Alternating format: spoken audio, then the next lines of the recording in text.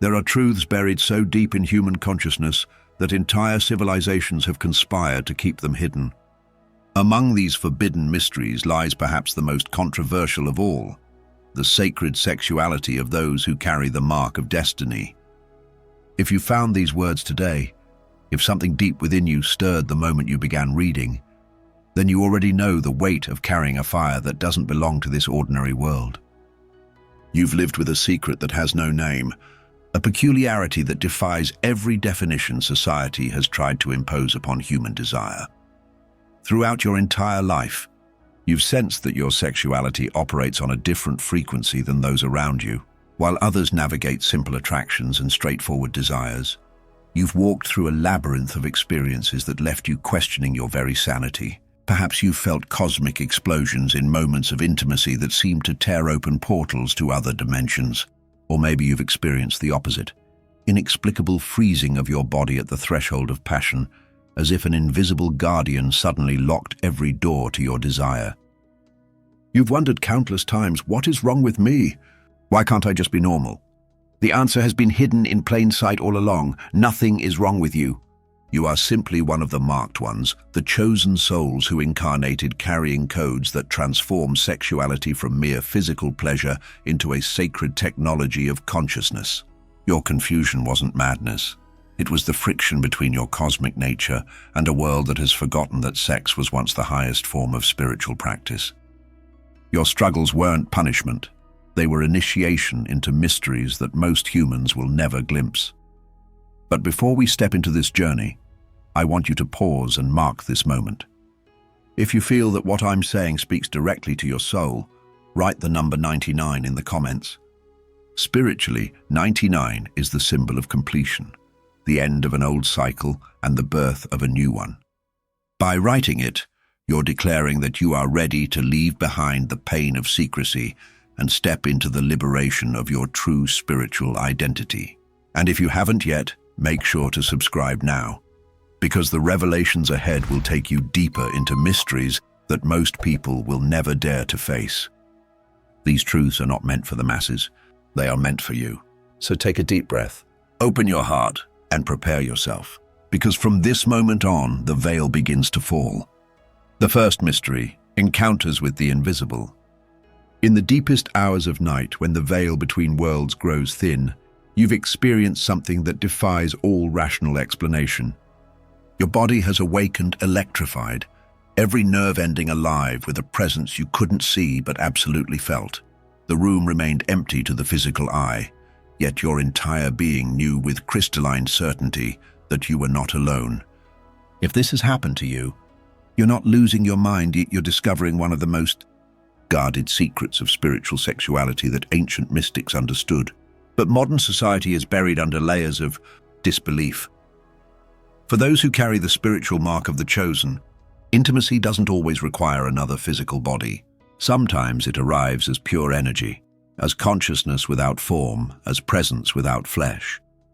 These encounters might manifest as waves of warmth cascading through your body, or as invisible touches so real they leave you breathless. You might feel the distinct sensation of being held, kissed, or merged with, despite being completely alone in your bed. The morning after, you don't just remember a dream. You carry the unmistakable knowing that something profound actually occurred. What makes these experiences particularly bewildering is their unpredictability.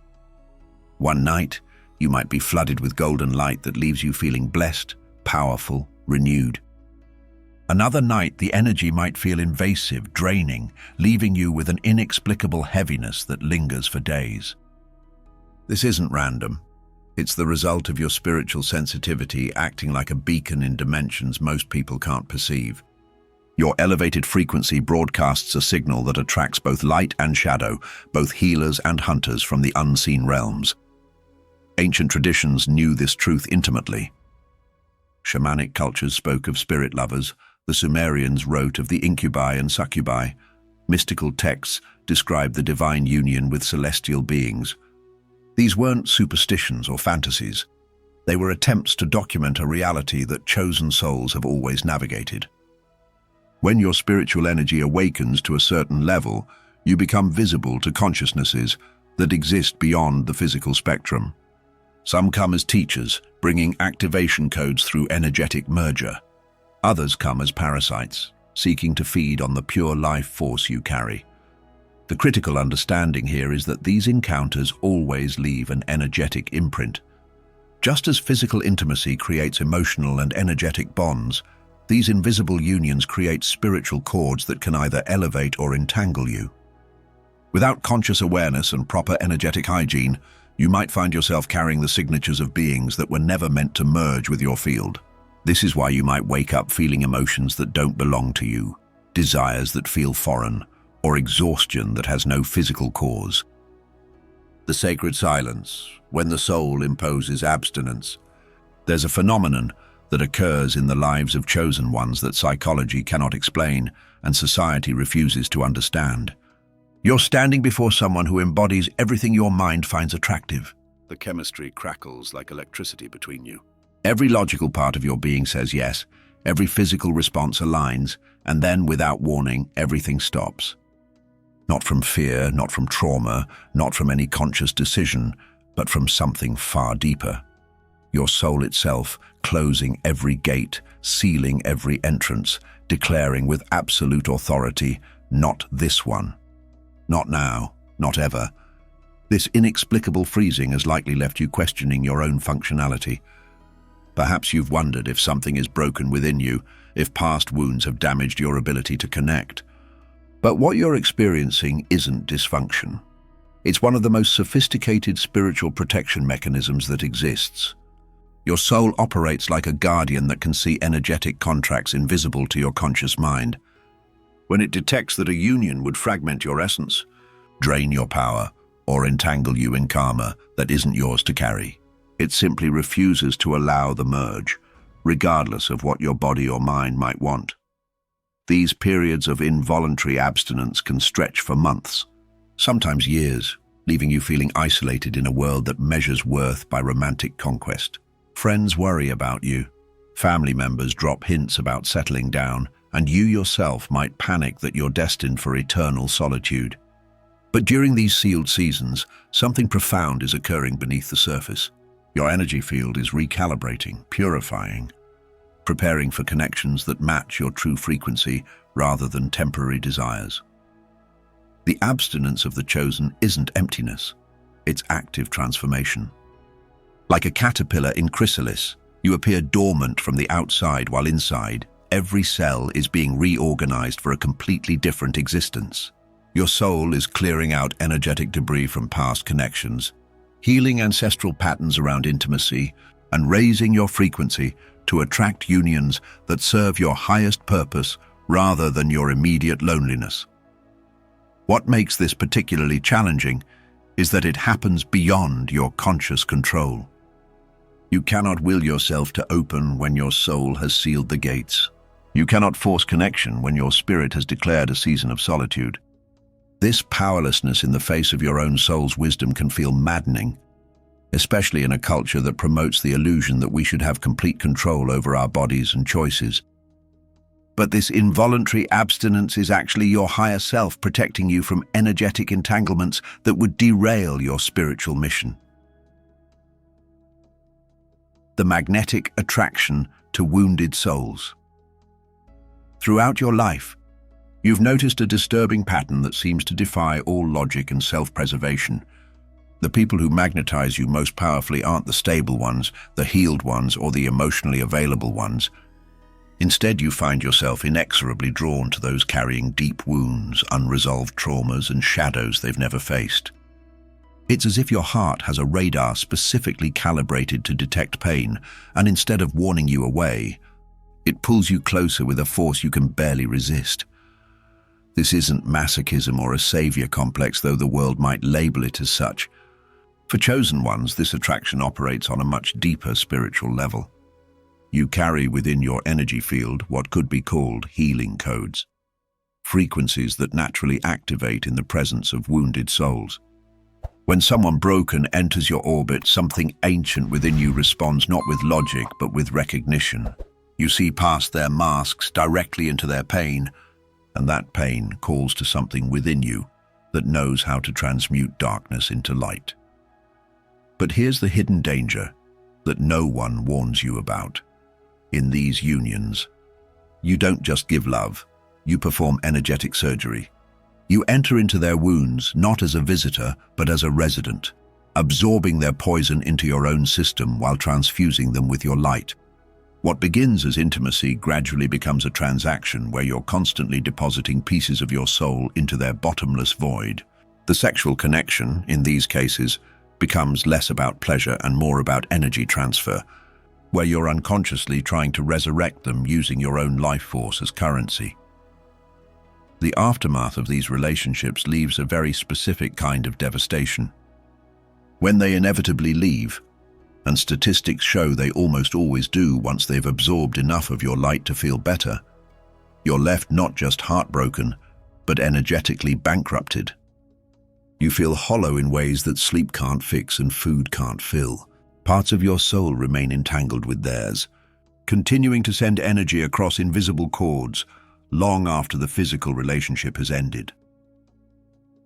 What makes this pattern particularly insidious is its self-reinforcing nature.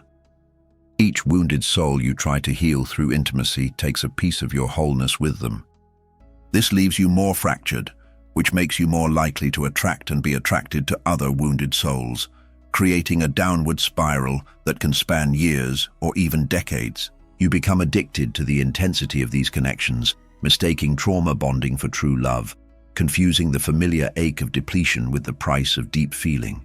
Sexuality as spiritual portal. Throughout history, certain souls have instinctively understood that sexuality contains keys to dimensions far beyond physical pleasure. Without any formal training in tantra, sacred sexuality, or ancient temple practices, you've likely found yourself naturally ritualizing intimate moments in ways that would seem strange to others. Perhaps you've felt compelled to light candles before union, not for romance but for something deeper you couldn't name. Maybe you've found yourself breathing in specific patterns during intimacy, or visualizing geometries and colors that appeared unbidden in your mind's eye. These aren't random quirks or attempts to make sex more interesting. They're ancestral memories surfacing through your cellular consciousness, remembering that sexuality was humanity's original spiritual technology.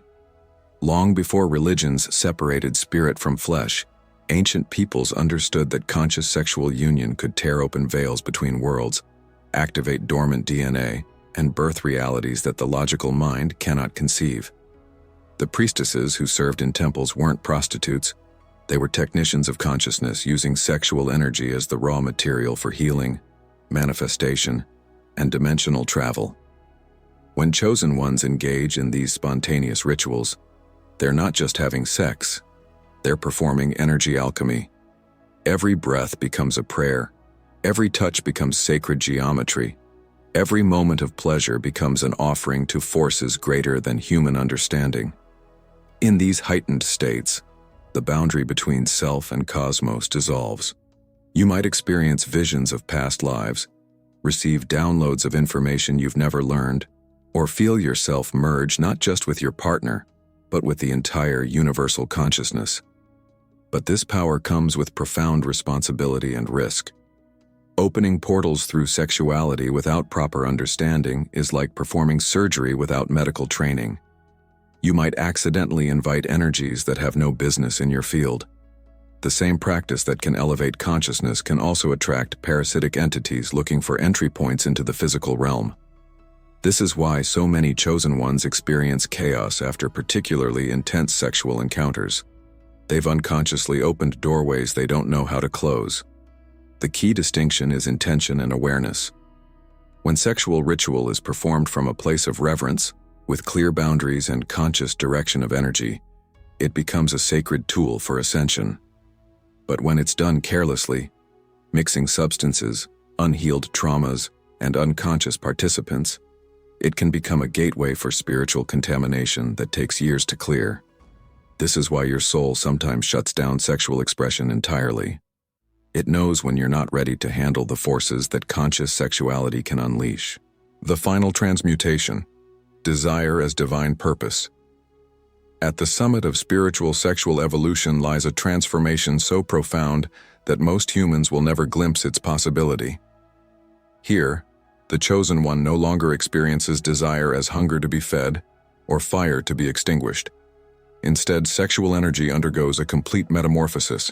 It becomes the raw creative force through which divine purpose manifests in the physical world. This isn't about suppression or denial. It's about recognizing that the same energy that creates life can create anything when properly directed. You may have already touched the edges of this experience without recognizing it. Those moments when passionate energy, instead of seeking another body for release, suddenly transformed into an explosion of creativity. Perhaps you wrote something that seemed to flow from a source beyond yourself, created art that carried a power you couldn't explain, or received visions and solutions that revolutionized your understanding. These weren't accidents or sublimation. They were glimpses of your true sexual nature as a chosen one, the ability to transform the most primal human energy into the highest spiritual expression. In this state, every surge of desire becomes a question. What wants to be born through me? The energy that once drove you toward physical merger now drives you toward merger with your purpose. The intensity that once sought satisfaction in another's body now seeks expression through healing work, creative projects, spiritual teaching, or revolutionary change. You're not avoiding sexuality. You're expanding it beyond its physical container into its cosmic function as the force of creation itself. This transformation explains why so many mystics, artists, and visionaries throughout history have had such unusual relationships with sexuality. They weren't repressed or dysfunctional. They had discovered that sexual energy, when raised beyond the physical chakras, becomes genius, becomes prophecy, becomes the ability to birth new realities. The same force that creates babies can create movements, masterpieces, and miracles when directed by conscious will rather than biological instinct. The process isn't always comfortable. When this transmutation begins, you might feel like you're burning from the inside out. The energy that once had a familiar outlet now builds and builds, seeking new channels of expression. You might experience periods of almost unbearable creative pressure, where you must write, must speak, must create, or feel like you'll explode. This isn't pathology. It's the birth pains of purpose trying to emerge through the portal of your transformed sexuality. The strange encounters with invisible lovers, the long stretches of abstinence when others mistook your restraint for repression, the relentless pull toward the wounded, the instinct to ritualize passion as if every touch required a temple, the slow transfiguration of longing into direction. None of it was accident, and certainly none of it was curse. Each moment, each fire, each hush, was part of an initiation that taught your body to speak in symbols and your soul to remember its oath. You see, chosen one, your sexuality was never ordinary because your soul was never ordinary. You were not shaped for shallow exchanges or fleeting sparks that vanish at dawn. You were not made to scatter your essence across rooms that could not hold you. You were formed to guard the ember until the time it could crown itself as flame, not just a heat to warm you, but a light by which others can see. This is why your path baffled those who only speak the language of appetite. This is why your silence unnerved people who trust noise. This is why so many lovers visited and left. They could not fathom the depth you carry without trying to own it. You felt torn between desire and spirit because you were sent to reconcile them, not to choose one against the other. Your journey was never about fitting into familiar patterns. It was about revealing the truth beyond them. Now that the pattern has emerged, the weight falls from your shoulders. The voices that said something is wrong with you grow thin and distant, like an echo leaving a canyon. You can finally stand in the knowing that your sexuality was never your weak point. It was the doorway through which your power would enter. From here, every ember of desire stops behaving like confusion and becomes compass. Every silence you once mistook for punishment is recognized as protection, an angel of quiet posted at the gates of your focus. Every attraction to pain, so misunderstood, turns out to be reflection. a mirror inviting you to stitch the places the world tried to tear. Every ritual, whether learned or instinctive, is recognized as memory, the body remembering its priesthood. Each surge of energy becomes more than longing. It becomes language, the voice of purpose speaking through your chemistry. Walk with that knowledge. Walk as one who understands that what set you apart was never intended to isolate you. It was crafted to elevate you into usefulness. Your sexuality is not your downfall. It is your diadem, not your shame, your key, not your burden, your bridge between what burns and what blesses, between the human and the holy, between the life you inherited and the life you were sent to seed. You are the hinge, and a hinge is strongest where most pressure has been applied. Consider how the seasons led you, through restraint that matured heat into warmth, through fasting that turned noise into hearing, through tenderness that outlived romance. Consider how often your body has known before your mind agreed, how often your chest felt a yes or a no, long before your mouth could phrase it. That sensitivity you once tried to hide is not a liability. It is your radar. It is also your oath. For you were not asked merely to abstain. You were asked to transmute, to take the same wattage that could scorch and teach it to sustain, to convert pursuit into presence, hunger into hospitality, thrill into threshold, to become a hearth rather than a wildfire, steady, generous, difficult to extinguish. This is why your boundaries tightened as your vision cleared. The same magnetism that once attracted chaos began to attract clarity, and with clarity came discernment. What you let near you is not a matter of taste, it is a matter of calling. You learn to bless without bonding, to feel without fusing, to hold without owning. You learned that saying no cleanly is a form of love, that it guards both your altar and theirs. You discovered that not every beautiful thing belongs in your temple, and that sacredness is not stinginess, it is stewardship. Notice how your relationships began to reorganize. Some threads loosened without drama, others snapped with noise. Grief visited, not to empty you, but to widen you. In the clearing that followed, conversations grew truer, laughter grew rounder, silence grew holy. You stopped hunting mirrors and became one. You stopped collecting admirers and gathered allies. You discovered the rare relief of being fully seen and not being asked to shrink. And in those rooms, your energy did what it was always built to do. It stabilized the wobbly, softened the armored, and awakened the sleeping, not by performance, but by coherence. Understand, the heaviness you carried was training for weight, not an omen of collapse. The loneliness you knew was a vestibule, not a verdict. You were being tuned to a note others could not yet hear. Now that the tuning holds, you don't need to shout to be heard. You need only to remain. Remaining is not stagnation. It is sovereignty. Remaining is how rivers carve canyons, how truth builds gravity, how presence becomes practice until the practice becomes presence again. There will still be days when doubt knocks like weather, when the self that loves smallness invites you back to rooms you've outgrown. There will be afternoons when your sensitivity feels like an ocean in a teacup, and nights when your assignment looks larger than your language. Let those hours teach you gentleness. You are allowed to be unfinished. You are allowed to be new at this even after years of practice. You are allowed to rest without quitting and to begin again without apology. Remember, the cosmos measures fidelity, not spectacle. Each time you choose truth over comfort, listening over reacting, tenderness over armor, alignment over approval, you are already fulfilling the work you were sent to do. This is what it has always meant to stand among the awakened. Not superiority, sobriety. Not distance, devotion. To be counted with the keepers of memory is not to lord light over darkness.